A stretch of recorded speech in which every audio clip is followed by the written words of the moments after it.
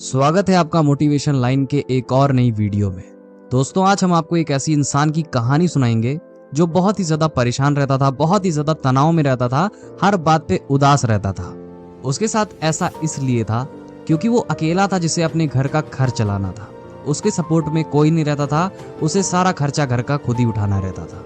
सारे घर वालों की जिम्मेदारियां उसी के सर पे थी, सबको खर्चा उसे देना पड़ता था। और इतना ही नहीं, हर रोज कोई नया नया रिश्तेदार घर पे आता ही रहता था, जिसकी वजह से खर्चे और भी ज्यादा बढ़ जाते थे। इसी तरह की तमाम बातें सोच सोच के वो बहुत ही ज्यादा परेशान रहने लगा था और इसी के चलते बेमतलब ही वो अपने बच्चों को, अपने बीवी को, अपने घर वालों से बहस कर लेता था।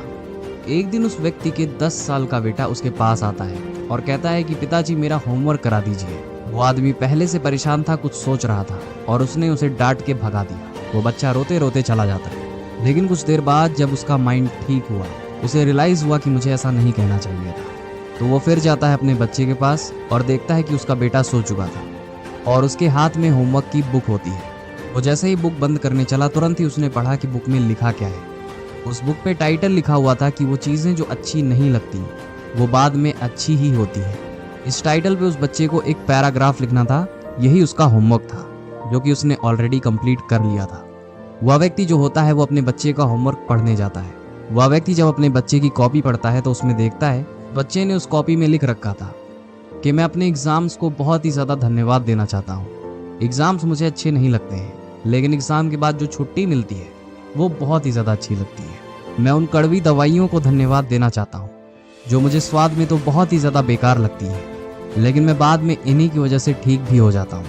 मैं उस अलार्म घड़ी को बहुत ज़्यादा धन्यवाद देना चाहता हूँ जिसकी आवाज़ मुझे शुरू में बिल्कुल अच्छी नहीं लगती, लेकिन वही मुझे बताती है कि कुछ करने का समय हो गया है। और मैं ईश्वर को भी धन्यवाद करता हूँ जिन्होंने मुझे इतने अच्छे पिताजी दिए, जिनकी डांट मुझे शुरू में अच्छी तो नहीं लगती, लेकिन उनकी डांट की वजह से ही मैं ज़िंदगी में आगे बढ़ पा रहा हूँ।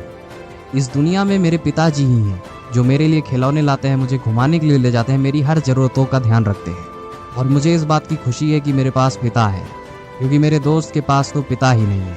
उस बच्चे का होमवर्क पढ़ने के बाद जैसे वो व्यक्ति नींद से जाग गया हो, उसकी आंखें खुल जाती हैं। जैसे उस व्यक्ति का दिमाग चेंज हो गया हो, उस नोटबुक में लिखी बातें उसके दिमाग में घूम रही थी। थोड़ी ही देर के बाद शांत मन से वह व्यक्ति एक पेन और कागज उठाता है और अपनी सारी प्रॉब्लम्स को एक कागज पे लिखना चालू करता है। उसने लिखा, मुझे अपने घर के सारे खर्चे उठाने पड़ते हैं। इसका मतलब ये है कि मेरे पास घर है और एक अच्छा सा काम भी है, क्योंकि इस दुनिया में बहुत सारे ऐसे लोग हैं जिनके पास घर भी नहीं है और ना ढंग का काम है, यहाँ तक कि वो अपने जीने का भी गुजारा नहीं कर पाते हैं। मैं ऐसे लोगों से बहुत ही ज़्यादा नसीब वाला हूँ जो मेरे पास इतना सब है। वह व्यक्ति फिर लिखता है कि मुझे अपने परिवार का खर्चा चलाना पड़ता है। इसका मतलब मेरे पास परिवार है, क्योंकि इस दुनिया में बहुत सारे ऐसे लोग हैं जिनके पास परिवार नहीं होता है। हर रोज़ मेरे घर कोई ना कोई रिलेटिव या दोस्त आता जाता रहता है। इसका मतलब लोगों को मेरी चिंता है, लोग मुझसे जुड़े हुए हैं। ये सब सोचने के बाद वह व्यक्ति बहुत ही ज्यादा फ्री महसूस करने लगा, मानो ऐसा लग रहा हो कि उसके सर से किसी ने बहुत ही बड़ा बोझ हल्का कर दिया हो। वह व्यक्ति ईश्वर का हाथ जोड़ के शुक्रिया अदा करने लगा। वह व्यक्ति इतना ज्यादा खुश हो जाता है कि वह अपने बच्चे को गोद में उठाता है और हवा में उछालने लगता है, प्यार करने लगता है। दोस्तों, इस कहानी का मतलब ये है कि जितनी भी प्रॉब्लम्स आपकी लाइफ में है, जो भी आप देखते हैं, वो सिर्फ आपके नज़रिए पे डिपेंड करता है। आप उसे पॉजिटिवली देखते हैं या नेगेटिव तरीके से देखते हैं। हम हमेशा अपने से बड़े लोगों को ही देखते हैं, अपने बड़े लोगों से ही कंपेयर करते हैं कि दूसरों के पास कितना ज़्यादा पैसा है, कितना ज़्यादा बड़ा घर है, कितनी बड़ी गाड़ी है।